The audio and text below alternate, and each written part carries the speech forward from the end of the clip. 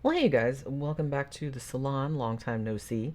So, a little while back, probably like a few months ago, I feel like, right here on this very channel, I actually did a revisit on the Stephen King miniseries from 1999, Storm of the Century. And I had the idea to do that after it just kind of randomly popped up on Hulu. So I was just like, ooh, okay.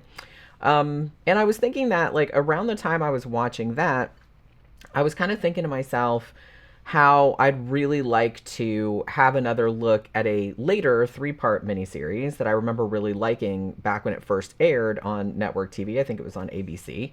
And I'm talking about, of course, Rose Red from 2002.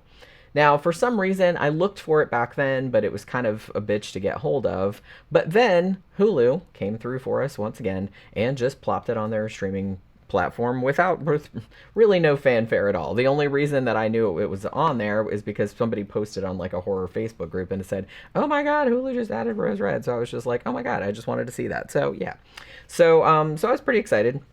So I headed over there to watch it. I watched it over the course of 2 nights. I think I watched like most of the first two parts like in one night, and then like the next night or two I watched like the third part. So I didn't like sit there for the whole 4.25 hours like in one go. You know what I'm saying? So gonna say, while Rose Red is generally just as fun as I remembered from when it debuted, like a long, long time ago. Like I said, I watched it on TV like more than 20 years ago. I will note that it kind of suffered from a couple of the same problems that I had, not, maybe to a more extent than Storm of the Century, which overall I really liked a lot. And a couple of the same problems as Stephen King and Mick Garris's 1997 miniseries version of The Shining, which I absolutely did not like much at all. And, somewhere around here on this channel, I think I talk about that, if I'm remembering correctly. If not, it's on the site, like in written form. Because, yeah, I really did not like the 1997 Shining miniseries, like, at all. And, yeah, and I wrote kind of a big long rant about it.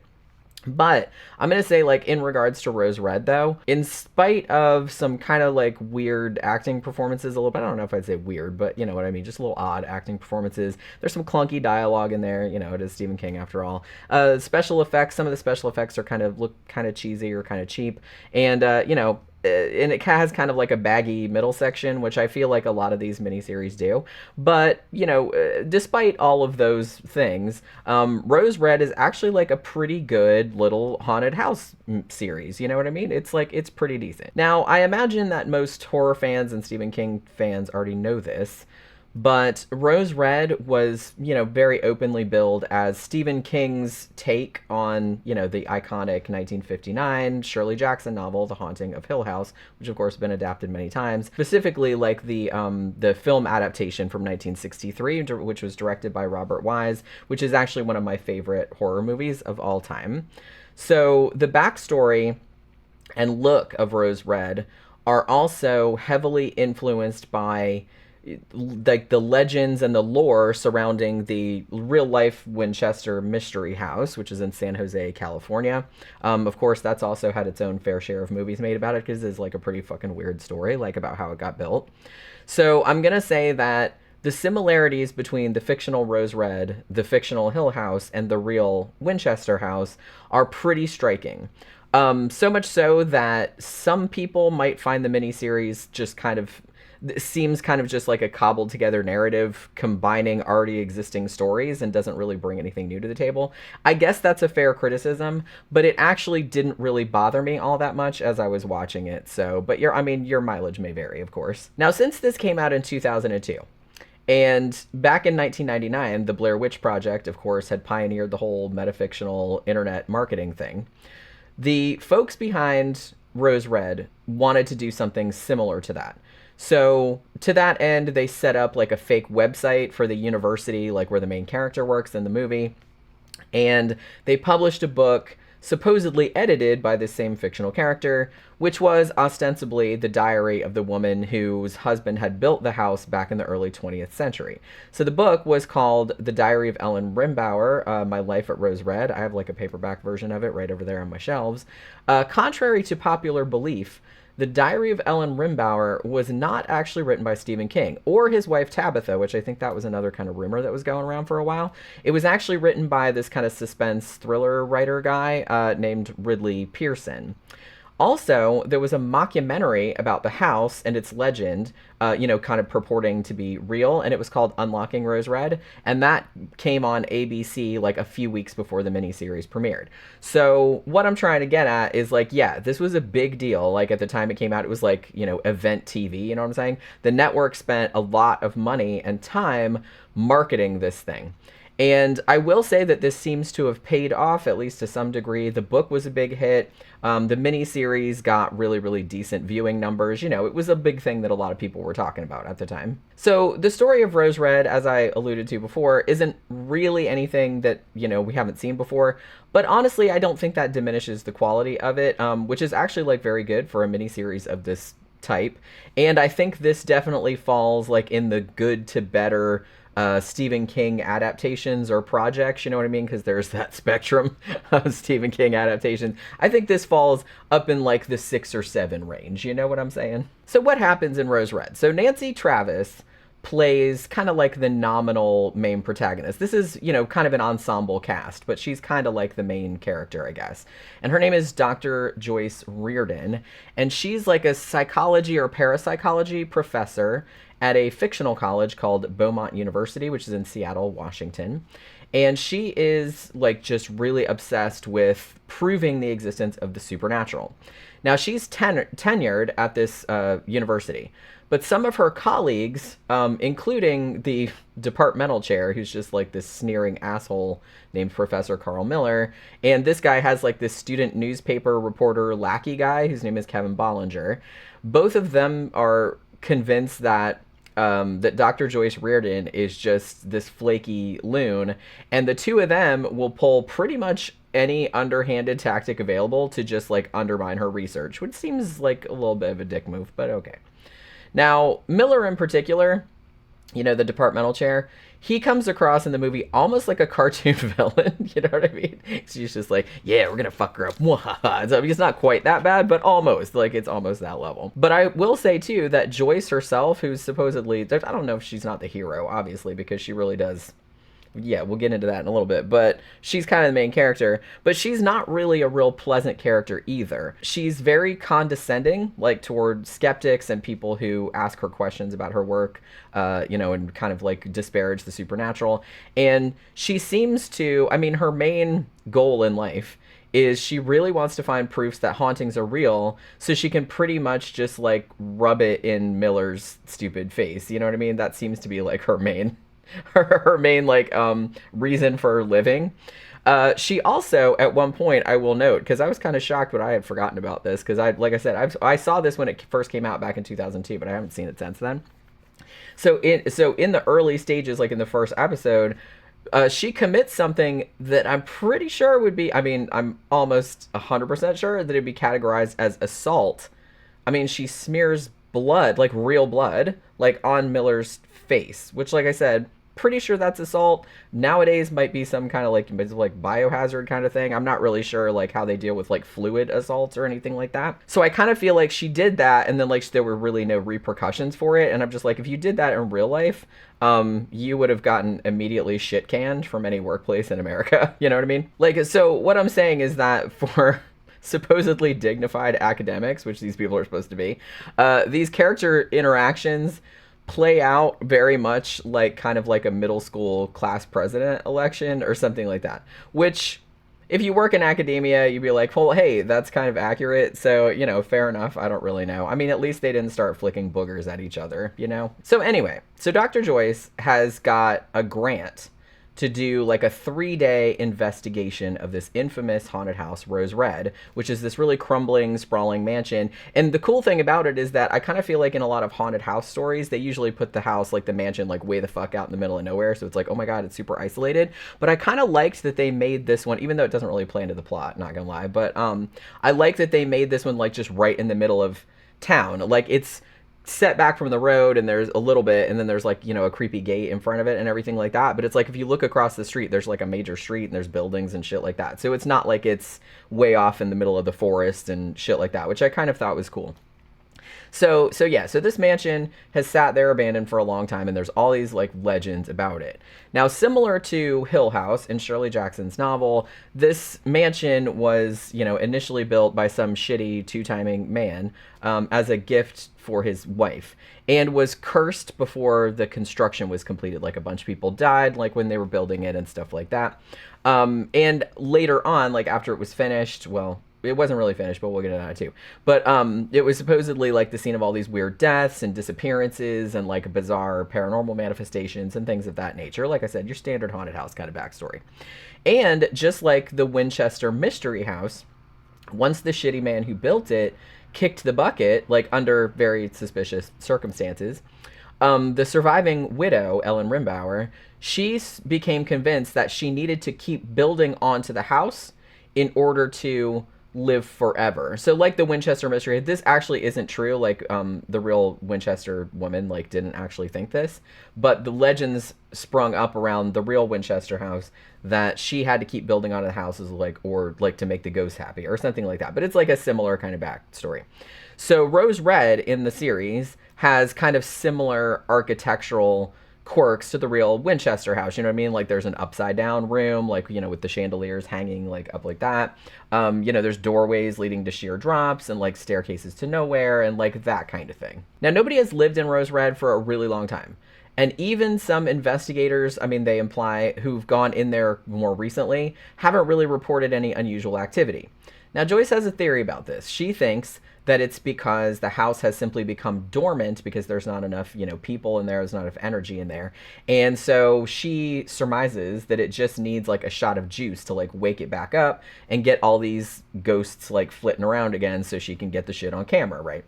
So what she decides to do is she's gonna hire like the best psychics and mediums and shit like that, like from all around the country, and put them all in the house over the 3-day weekend to see if she can use their psychic powers or whatever to like jumpstart the activity, right? And then hopefully get some definitive proof with her equipment. Again, like I said, this is a kind of like an expansion of the Hill House narrative where, if you've never read that or seen any of the adaptations, there's like a parapsychologist and he brings in a psychic and a poltergeist focus, as well as a relative of the house's owner, which is a trope that also shows up in Rose Red, to see if he can like goad some manifestations into taking place and like get some proof of the supernatural. So the gang she puts together consists of, you got kind of like a suave British dude named Nick Hardaway, who's played by Julian Sands, rest in peace.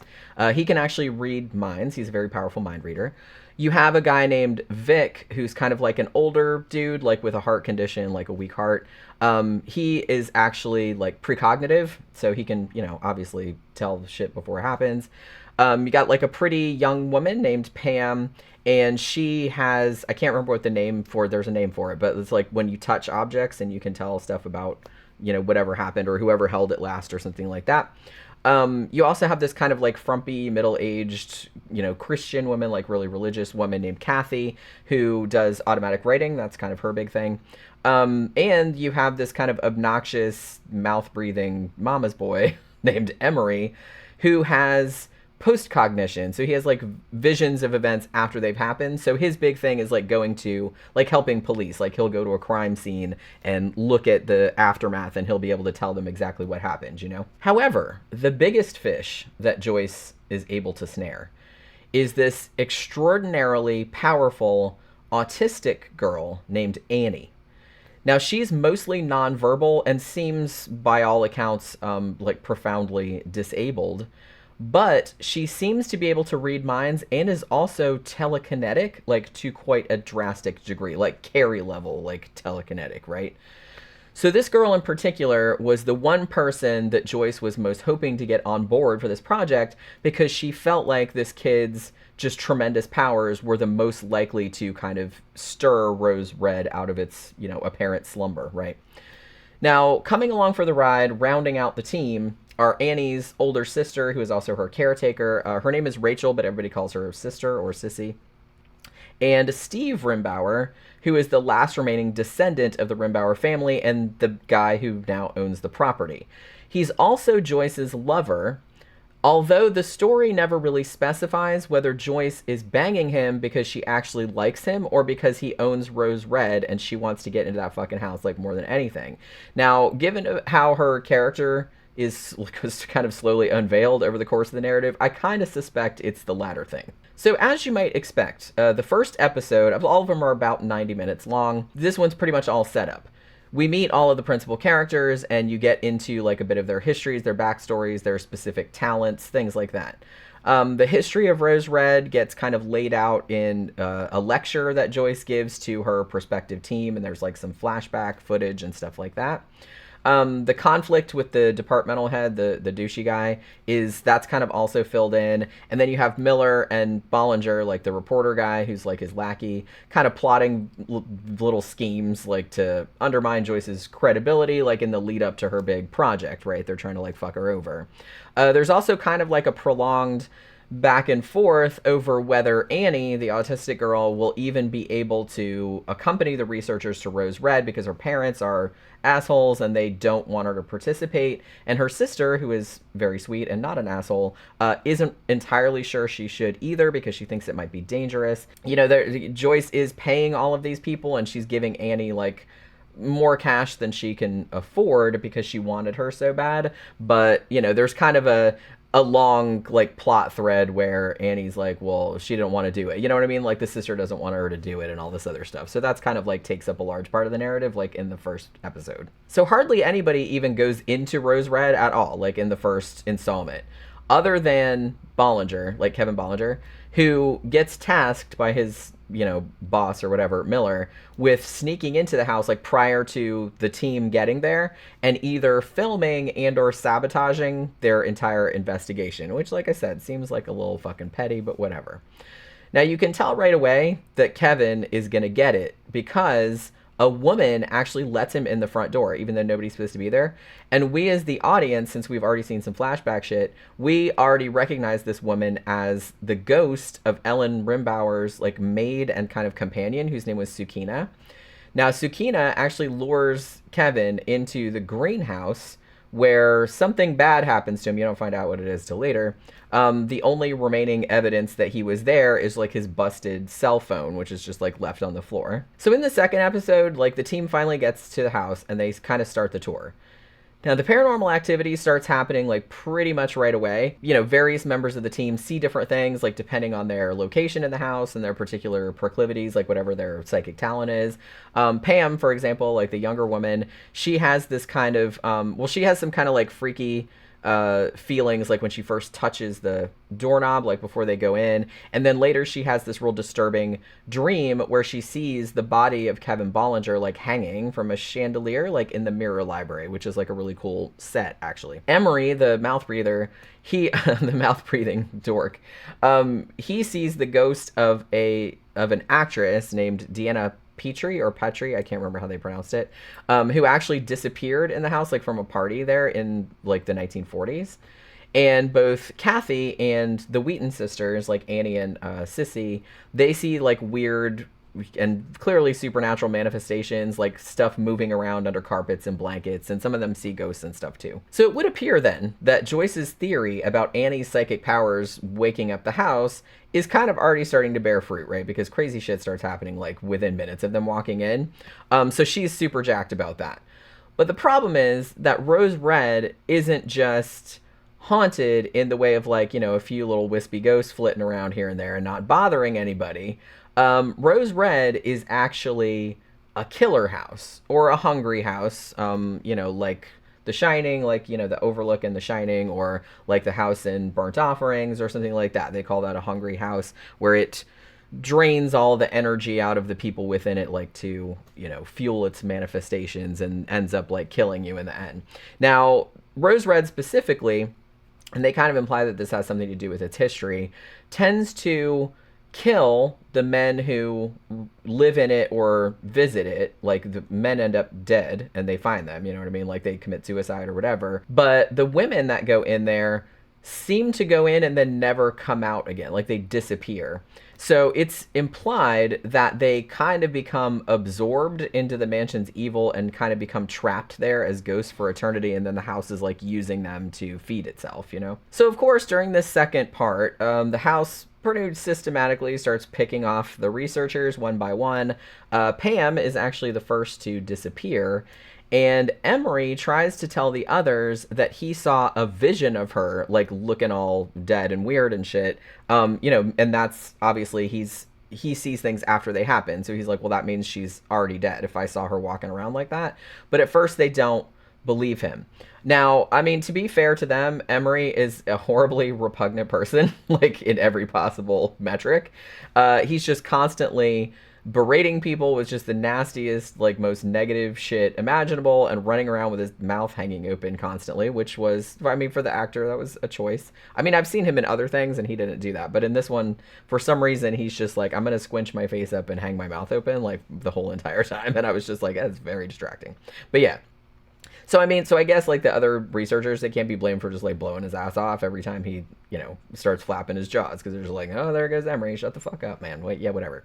So I mean, because he's such a hateable character that I'm gonna say that one of the one of the main pleasures that I got out of this miniseries was there's kind of like I guess I want to call it a running gag of Nick, who is Julian Sand's character, just verbally fucking with Emery, like with these delightfully bitchy little asides and stuff like that, like at every opportunity. And it was just like so funny, like the bitchy shit that he said, because it was really kind of, it's not like passive aggressive, but it was kind of like shade, you know what I mean? And so it almost didn't sound insulting, but it totally was insulting. And I was just kind of like, oh my God, like Julian Sands was fucking awesome, man. And that's like shitty the way he died, but he was fucking awesome, and he's fucking awesome in this. He's like the best character. Soon afterward, though, they find that they actually, whether they want to or not, they actually do have to believe Emery's vision, because Vic, the older guy, he also sees Pam in the garden looking, you know, kind of weird and dead, and she leads him to what appears to be her dead body, like lying in the pond. But when he kind of goes to touch her, because he's gonna like see if she's okay, she isn't really there. Now this ends up like upsetting Vic so much that his heart, which like I said, they said he had kind of had a heart condition, gives out, and he ends up like dying out on the patio while Emery watches him from like behind the French doors. Like he's inside and the French doors are locked, but he's like, he's not, like the guy's just like, let me in, and like the other guy is just like, why aren't you letting him in? It's like, he's dying, we need to like help him and stuff. But he thinks the whole thing is another vision, like it's not real. So he ends up just like standing there, and the dude just like dies right in front of him. So at this point, like Rose Red has pretty effectively like shut off all the, you know, means of exit for the people that are trapped inside. Like none of the doors will open, and the glass on the windows won't break either. So meanwhile, outside of Rose Red, the department head, Professor Miller, he's starting to wonder where his boy toy, Kevin Bollinger, went, since Kevin's not answering his phone. And so Professor Miller decides to go to Rose Red himself to like see what's what. Now, Emery's screeching harridan of a mother, whose name is Patricia, she also shows up at the house because she thinks that, because, you know, a day or two has gone by and they, like, she thinks that, oh my God, they're killing my son or some shit like that. Now, because the house has a habit of showing people things that aren't there, nobody really realizes that these two living people are wandering around in the grounds, because it's like when they hear, for example, like Emery's mom, like, where I am, where I am, blah, blah, blah, blah, like out in the fucking yard, they just think the house is doing that. So they're just like, she's not really here. It's like, you know, we're ignoring it. You know what I mean? It's that kind of thing. So I kind of like that there was that ambiguity about it. Like you, as the audience, you know that they're really there, but the people in the house don't know because they just think the house is fucking with them, right?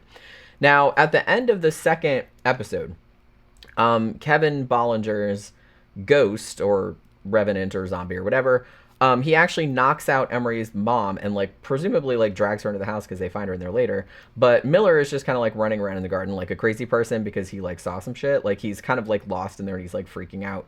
And he eventually gets attacked by dead Bollinger as well, which freaks him out even further, obviously. So at the start of the third and final installment, Annie, the autistic girl, she gets knocked unconscious after falling off the back of a chair. Like she was standing on the back of a chair, like trying to look at this kind of miniature of Rose Red that's like installed like way up high on the wall, and she like on a shelf, and she couldn't reach it. So she was standing up there because she was just a little kid, you know what I mean? So she falls out and like thumps her head, and it knocks her out. And some of the remaining researchers realized that while Annie was unconscious, the doors and the windows of the house like open back up, leading them to assume that the house is using Annie, her powers, to keep them all trapped in there. By the time they become aware of this, however, Annie has already woken up and Rose Red has closed up again. Emery is kind of the first one to figure this out, and he's trying to like get the fuck out of there, but then like the doors like slam on his fingers and like cut all his fingers off because there's some sharp ass doors, I guess. So after this happens, Emery, who's charming as ever, he pretty openly advocates knocking Annie out with a fireplace poker so they can all get the fuck out of the house. And he pretty clearly, well, very clearly seems to imply that he'd be okay with if that killed her. You know what I'm saying? He even goes so far as to tell her sister that the little girl is really no good to anybody because of her disability. So it's like, why don't they just like fucking, why don't they just kill her? You know what I mean? It's just, he's pretty blatant about it. So naturally, the other members of the team just are kind of horrified at the idea of hurting her. And Joyce in particular is adamant that she be protected at all costs because she's the one that's keeping Rose Red alive. Now Joyce, she kind of undergoes what they would call in wrestling parlance a heel turn as the story goes on.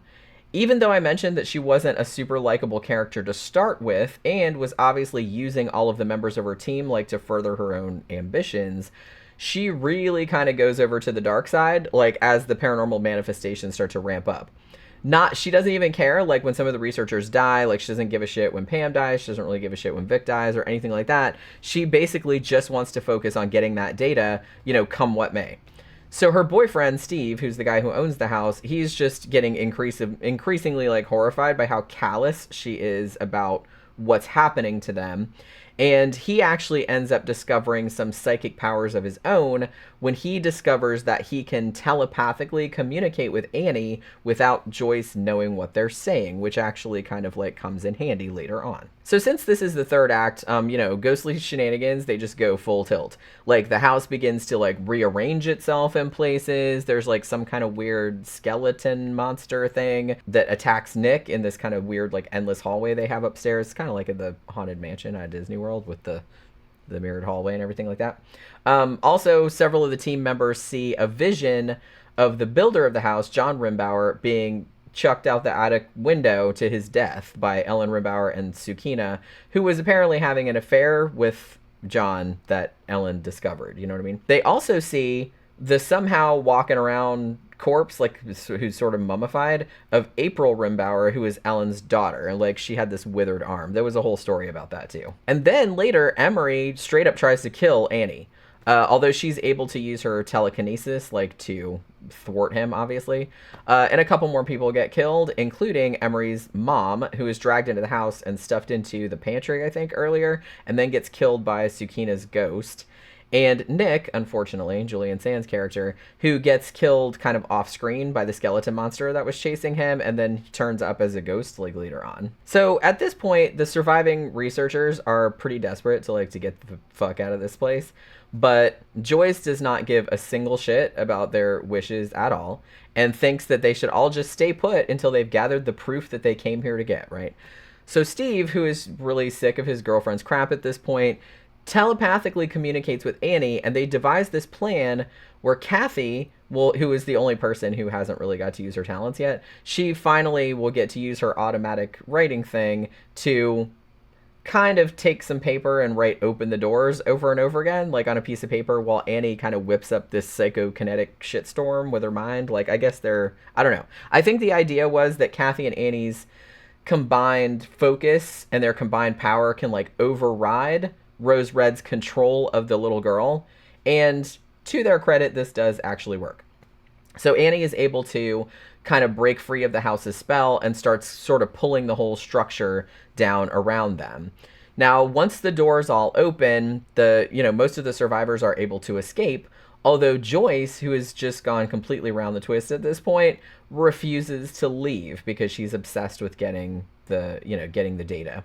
Now, Steve tries to talk some sense into her, but she's just not having it. So finally he shrugs his shoulders and is just kind of like, enjoy your eternity, bitch, whatever. Yeah, okay, he doesn't really say that, but you know what I mean? That's the sentiment anyway. And then he just flees the collapsing mansion along with all the other sane people, you know? And then a bit later, we see Joyce surrounded by all the other ghosts of the house, and it seems like she's had a little bit of a change of heart, you know, vis-a-vis getting the fuck out of Rose Red. But of course it's too late now and she's stuck there. So we later see her and the other apparitions kind of looking out the windows. Either mournfully or threateningly. I'm not really sure which it is. And then there's like a little bit of a brief coda, I guess, where the survivors return to the site like 6 months later and lay down 6 red roses on the front lawn in, you know, remembrance of the 6 people who died during the investigation.